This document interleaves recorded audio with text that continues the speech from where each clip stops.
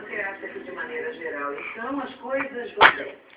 Olha, eu estou admirada com o bom funcionamento da empresa, viu? Nenhuma irregularidade, nada que te chame a atenção? Eu não tenho encontrado nenhuma irregularidade. Também o Marquês do trabalho tem me explicado tudo com muita paciência. Ah, pelo que eu vejo, vocês dois estão se dando bem. É, muito bem.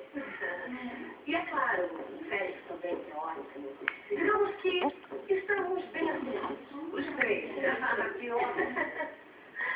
Ah, mas não morrem mais esses dois.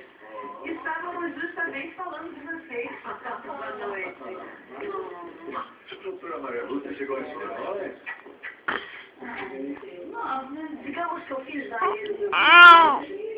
Maria Lúcia sempre independente. Já notei isso.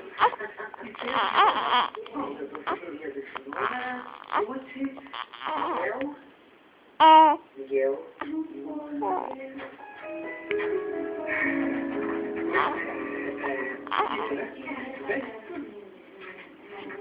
Joana tá lá no quarto.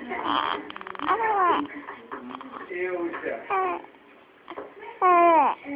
Mamãe e a Rosário estão lá no quarto com ela. É melhor sentar. Ah, claro. E o seu pai? Ele tá no trabalho. O jeito dele largar ela em tarde. Joana tá nervosa pra caramba. Não troquei não. Né? Foi o que eu falei pra ela. Sua mãe é uma pessoa assim. Ah, não aguento mais. Ah, Miguel. É, cheguei.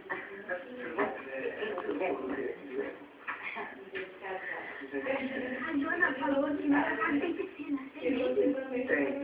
Não é tão grande assim, mas dá pra nadar. Ai, vou querer não. Ah, mas deixa sim pra me tirar onde eu estou convidando.